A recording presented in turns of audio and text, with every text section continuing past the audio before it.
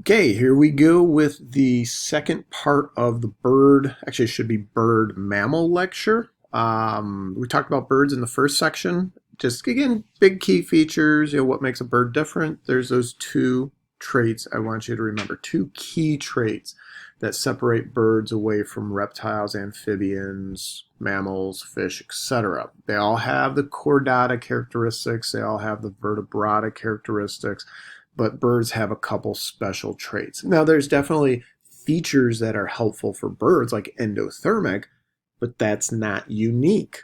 It's a feature, but it's not a uniqueness. What I want to stress here, and hopefully you guys will pick up on this, is yes, I want you to know what are the traits, kind of common traits across each group, but I also want you to, as we say, split the hairs and identify what is unique to each group.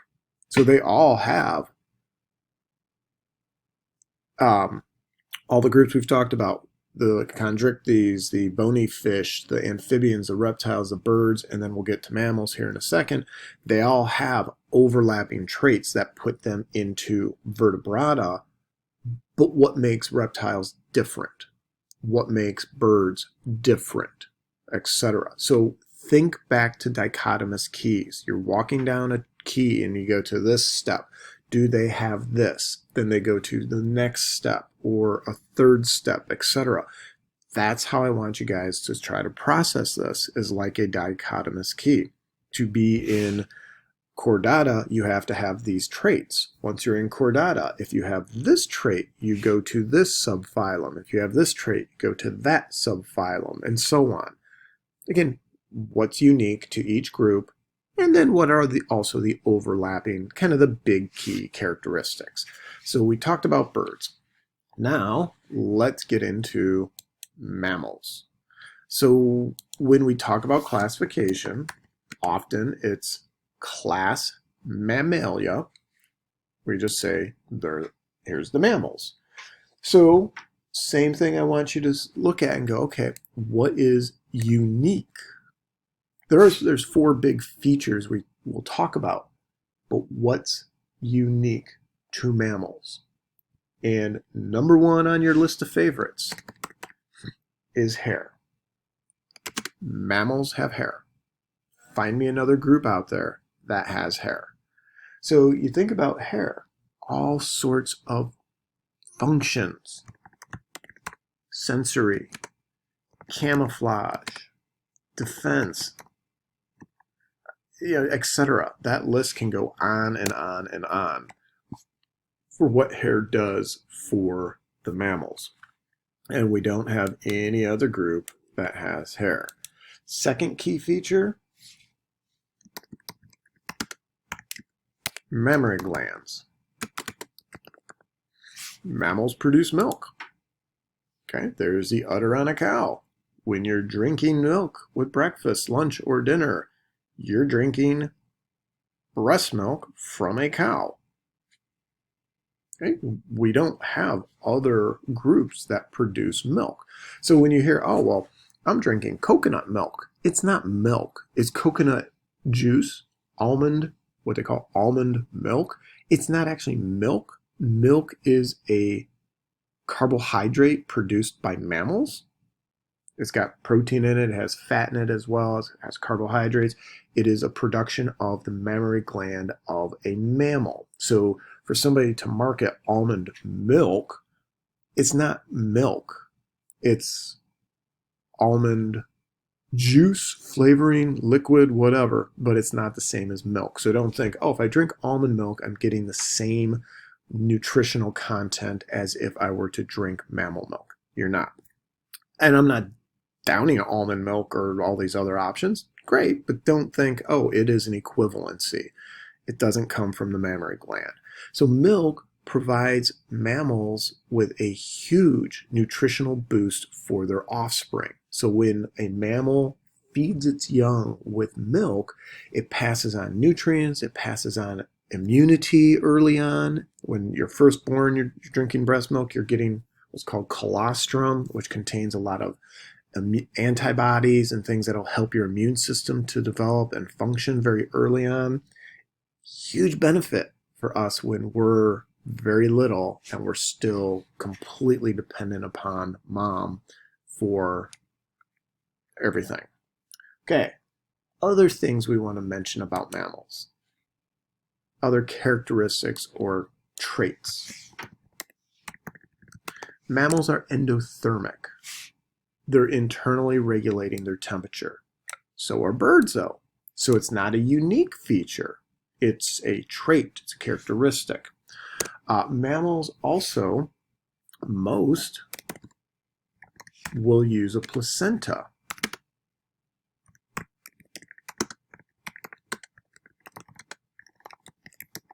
This will support the fetus during embryological development or embryological fetal development, etc. Again, a very, very common trait. Not all mammals have the placenta. Some lay eggs. Other groups, certain sharks, have a placenta when they're developing internally. So not unique, but definitely a very common characteristic across the mammals. All right, now other characteristics, other features we want to mention about mammals. Mammals have specialized teeth. There is unbelievable diversity in mammal tooth structure. So you look at that skull down there, you have big canine teeth for puncturing and ripping, you have incisors for cutting and shearing, you have molars and premolars. You know what an animal does, its ecological role, its niche based upon its jaw, its tooth structure. That tells you what it eats and what it does. Mammals have the ability to digest plant materials. Most other groups don't. And it's not necessarily the mammal, it's the symbiotic relationship. Remember those? Oh, yeah. Now we're going back to bacteria and fungus. There's a fungus among us in the mammal digestive system that enables mammals to digest certain cellulose products and plant materials. Hooves and horns. So if we take a look at a mammal that has a hoof or a horn, those are derivatives of keratin that make up hooves and horns. And some mammals are actually flying. Really, it's the bats. We could say sugar gliders, not truly flying, they're gliding, but bats are truly flying mammals. They have these modified forelimbs. They have the right musculature groups in their chest, etc., enabling true flight among the mammals. Okay, so some cool additional features when we look at mammals. Now, big picture, mammal evolution, started around 220 million years ago. Same time the dinosaurs were here. And those early mammals were not impressive at all. Small, nocturnal, kind of insectivore lifestyle, eating whatever they could get a hold of. Again, they're going up against dinosaurs. They were holding on, and then the diversity started to increase about 56 million years ago. We see that big Cretaceous calamity and meteor impact. Dinosaurs get wiped out. Mammals survive, just like the birds, and their diversity started going up. They reached a maximum diversity about 15 million years ago, and it's been declining ever since. Humans have been driving a significant decline over the last 30, 40,000 years, especially the last several hundred years. But mammal diversity is on the downslope, unfortunately. So, all right, now within class Mammalia, we often divide it up into 3 different categories. Sometimes we call these the subclasses, sometimes they're rearranged into orders. Just know them as the subcategories of the mammals. The first one are the monotremes. These are the mammals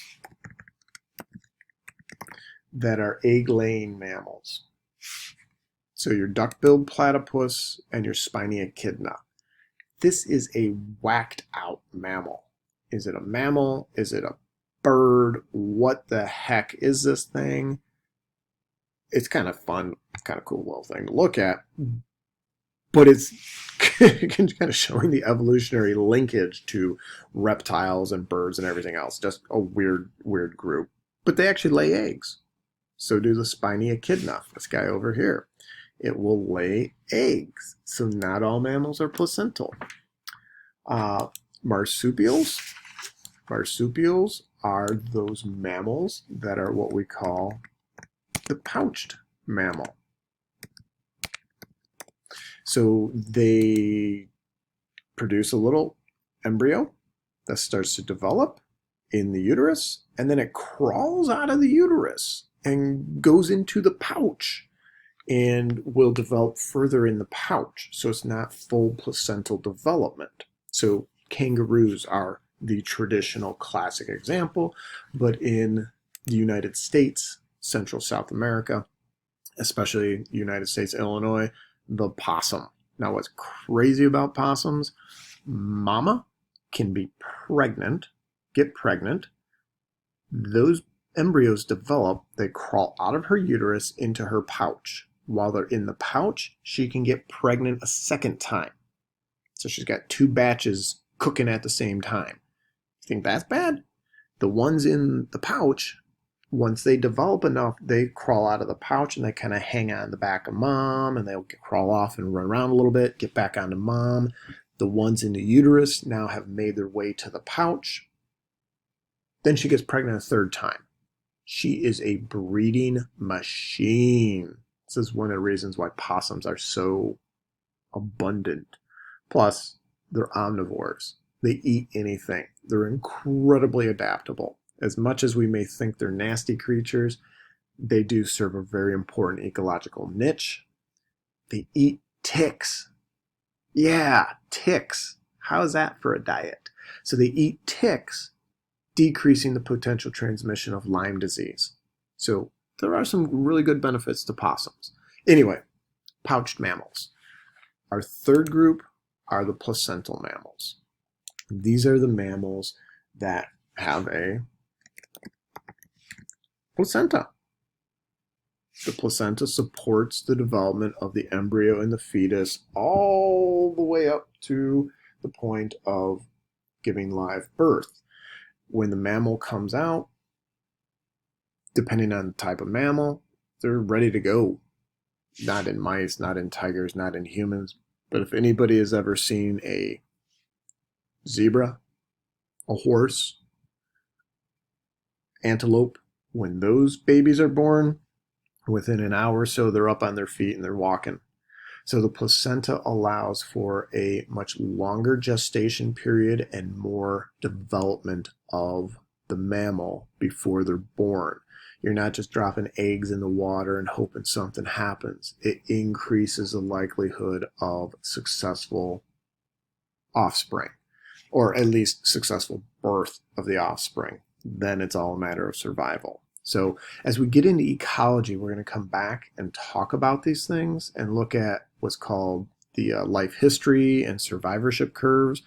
And with mammals, it's a numbers game. You usually have just a handful of babies, and you give them a lot of parental care to try to ensure they survive. That's got some great positives, but also has some negatives when we talk about conservation issues. All right. Now, within the placental mammals, there's lots of diversity, lots of different groups. One group just to mention briefly, because this is where we fit. This is the group we call the primates. So a lot of times this is put as the order, class Mammalia, order Primates. Primates are unique. We have these grasping fingers and toes. We call them opposable. We have binocular vision, and we tend to have a very reduced number of offspring. 1 or 2 at a time for most primates. Get them on their feet, get them going and developed, then another offspring. Okay, so big general characteristics of mammals and birds. That takes care of our deuterostomes. Now we'll talk about ecology and how all these things connect and come together.